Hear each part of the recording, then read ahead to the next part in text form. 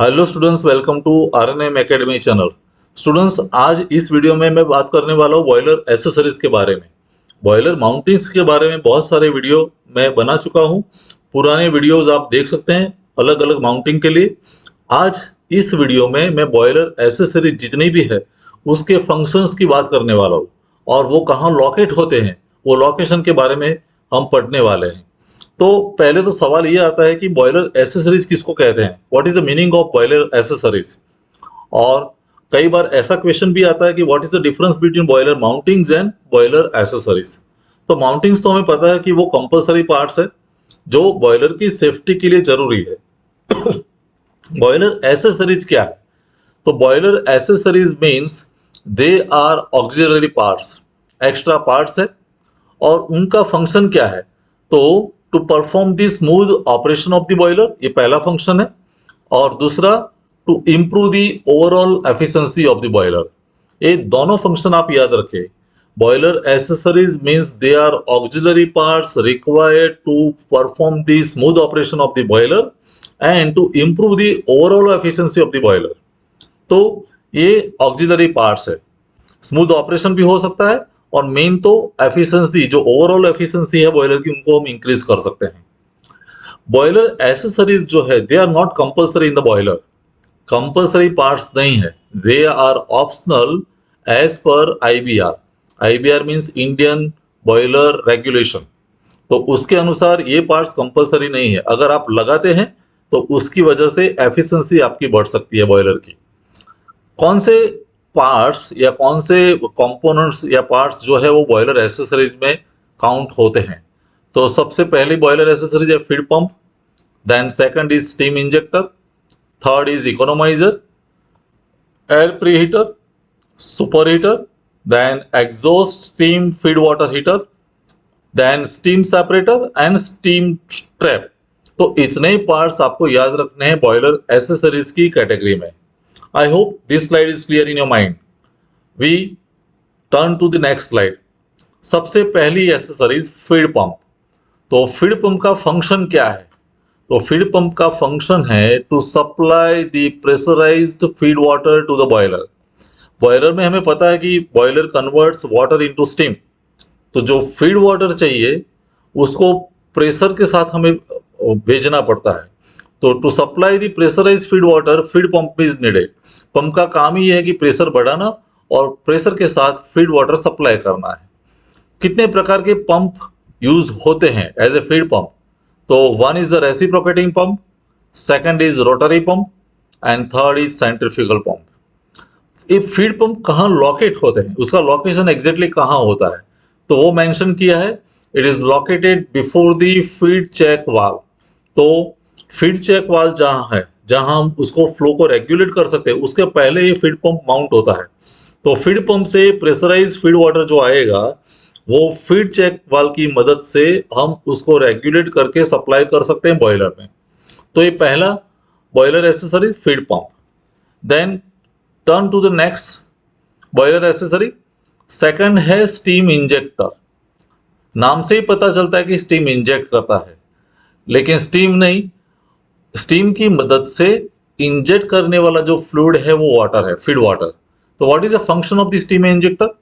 To supply the feed water with the help of steam of the boiler. Boiler की जो steam है उस steam की मदद से हम फीड वाटर सप्लाई करते हैं बॉयलर में। और इसलिए जहां स्टीम है तो स्टीम की जो काइनेटिक एनर्जी है उस काइनेटिक एनर्जी का इस्तेमाल करते हैं और उस काइनेटिक एनर्जी की वजह से हम दोनों pressure as well as velocity of feed water दोनों बढ़ाते हैं। फीड वाटर जो है उसका प्रेशर भी बढ़ता है और उसकी वेलोसिटी भी बढ़ती है। तो होता क्या है, शॉर्ट में मैं कहूँ तो जो स्टीम है, प्रेशराइज स्टीम, तो सबसे पहले कन्वर्जेंट नोजल की अरेंजमेंट होती है और नोजल, हमें पता है कि nozzle converts pressure energy into kinetic energy. तो प्रेशर ड्रॉप होगा और काइनेटिक एनर्जी मीन्स वेलोसिटी बढ़ेगी और उस स्टीम बाद में वाटर पार्टिकल्स के साथ मिक्स होती है, फिर डिफ्यूजर में से लास्ट में पास होगी जहां फिर उसका प्रेशर बढ़ता है, because diffuser converts kinetic energy into pressure energy. तो डिफ्यूजर की मदद से जो फीड वाटर है, क्योंकि वाटर पार्टिकल्स में कन्वर्ट हुआ तो जो फीड वाटर है उसकी वेलोसिटी भी बढ़ती है। तो ये सेकंड बॉयलर एसेसरी है steam injector. Then next boiler accessory is economiser. Economiser का फंक्शन क्या है? इकोनोमाइजर का जो फंक्शन है वो फीड वाटर हीटिंग का है।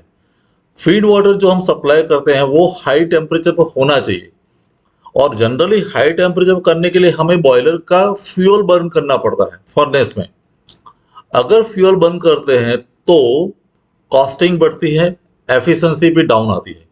इसकी बजाय अगर उस हीटिंग को हम कोई अनकन्वेंशनल मोड से करें तो क्या करते हैं, जो फ्लू गैसेस है फर्नेस में, और वो फ्लू गैसेस जो हॉट गैसेस है वो डायरेक्टली हम एग्जॉस्ट करते हैं एटमॉस्फेयर में।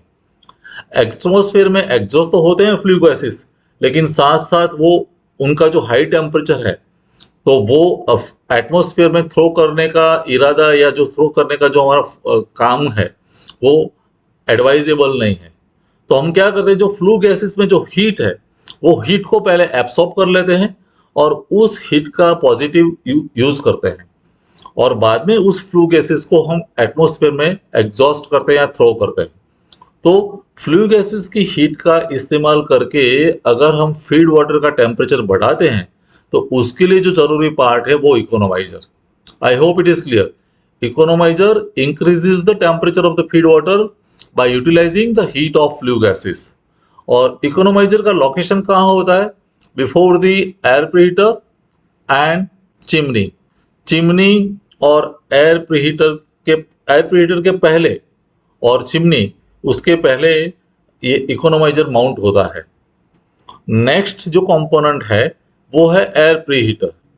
जैसे फीड वाटर का टेम्परेचर बढ़ाने की जरूरत है, वैसे जो एयर हम फर्नेस में सप्लाई करते हैं, if the air is at high temperature then combustion will be perfect. और अच्छा कंबशन करने के लिए हम एयर को प्री हीट करते हैं, लेकिन प्री हीट करने के लिए भी हम कन्वेंशनल फ्यूल बर्न नहीं करते हैं, वो हीट भी हम फ्लू गैसेस में से ही लेते हैं। तो the function of the air preheater is to increase the temperature of incoming air to the furnace with the help of flue gases. Flu gases का हीट जो है वो हम एब्सॉर्ब करते हैं और वो सप्लाई करते हैं एयर प्रीहीटर को। एयर प्रीहीटर दो प्रकार के होते हैं, recuperative and regenerative. There are two types of air preheater, recuperative and regenerative. और लोकेशन कहाँ होता है? तो ये समझो कि हमारा बॉयलर एग्जिट है जहाँ से स्टीम निकलती है और फ्लू गैसेस बाहर आते हैं। तो जो फ्लू गैसेस का पाथ है आफ्टर बॉयलर एग्जिट, तो फ्लू गैसेस के पाथ में सबसे पहले इकोनोमाइजर आएगा, बाद में एयर प्रीहीटर आएगा, और बाद में it will be thrown to the atmosphere through chimney. तो चिमनी के जरिए वो एटमॉस्फेयर में थ्रो होंगे। तो ये अरेंजमेंट है, सबसे पहले इकोनोमाइजर, बाद में वहीं फ्लू गैसेस एयर प्रीहीटर में पास होते हैं, वहां भी हीट रिजेक्शन होता है, और बाद में कोल्ड हुए हुए मीन्स टेम्परेचर डिक्रीज होने के बाद ये जो फ्लू गैसेस है वो चिमनी जरिए हम बाहर एटमॉस्फेयर में फेंकते हैं। तो ये एयर प्रीहीटर का फंक्शन हुआ। नेक्स्ट है सुपर हीटर। जैसे एयर प्रीहीटर है, फीड वाटर हीटर है, वैसे सुपर हीटर भी हीट इस्तेमाल करते हैं फ्लू गैसेस में से। So what is the function of superheater? To increase the temperature of the saturated steam by flue gases. जो स्टीम जनरेट हुई है बॉयलर में, कई बार वो वेट स्टीम होती है, in most of the cases it is dry and saturated steam. तो अगर वेट है तो उसको ड्राई करते हैं, ड्राई है तो उसको फर्दर हीट देते हैं, तो टेम्परेचर बढ़ता है। तो वो जो टेम्परेचर बढ़ने के बाद सेंसिबल हीट जो सप्लाई करते हैं उसकी वजह से उस स्टीम को हम सुपर हीटेड स्टीम कहते हैं। तो कभी कभी सुपर हीटेड स्टीम जब हम जरूरत है तो वहां हीट देने के लिए हम फ्यूल बर्न नहीं करते हैं, फ्लू गैसेस की ही जो हीट है वो हम स्टीम को देते हैं। तो steam is converted to dry to super heated with the help of flue gases heat. और उसका लोकेशन कहाँ है? In the boiler shell, in the path of flue gases. क्योंकि स्टीम का जो स्टीम जनरेट हो रही है वो तो बॉयलर शेल या बॉयलर ड्रम में है, तो उसमें उस पाथ में ही फ्लू गैसेस का पाथ रहता है। तो फ्लू गैसेस पहले हीट रिलीज करते हैं स्टीम में, और बाद में वो इकोनोमाइजर और एयर प्रीहीटर में जाते हैं। Next, exhaust steam feed water heater.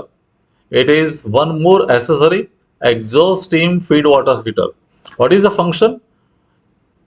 To increase the temperature of feed water by exhaust steam from steam turbine.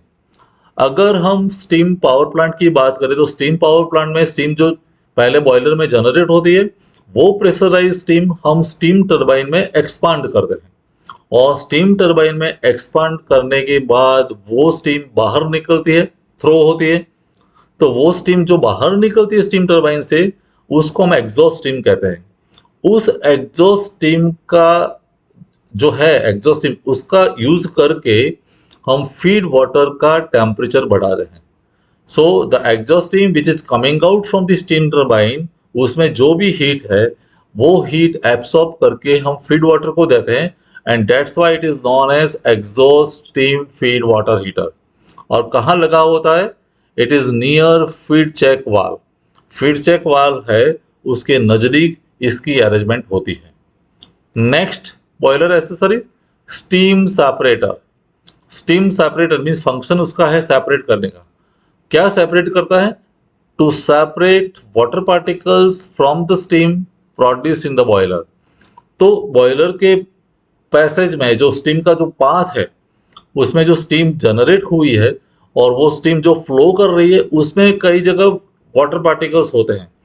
तो वो वाटर पार्टिकल्स को सेपरेट करने का काम ये स्टीम सेपरेटर का है। और इसका लोकेशन होता है near steam turbine. Steam turbine के नजदीक होता है। मीन्स ये जो स्टीम बनी जहां से वाटर पार्टिकल्स रिमूव हुए और बाद में वो प्रेशराइज स्टीम हम स्टीम टरबाइन को देते हैं, तो स्टीम टरबाइन के पहले ये स्टीम सेपरेटर होता है। I hope it is clear. Next है स्टीम ट्रैप। स्टीम ट्रैप का फंक्शन क्या है?